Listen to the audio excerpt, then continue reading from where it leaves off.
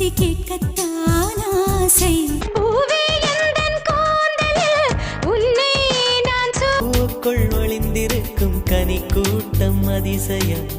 நெஞ்சை பூ போல் கொய்தவளே, பூக்கள் பூக்கும் தருணம் ஆறுயிரே பார்த்ததாரும் இல்லை. பூக்களே சற்று ஓய்வெடுங்கள். பூவாசம் புறப்படும் பெண்ணே நான் பூ வரைந்தார்.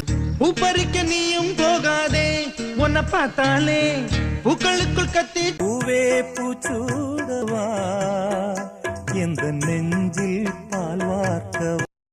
பூப்போ சிரிக்கும் போது காற்றாய் பறந்திட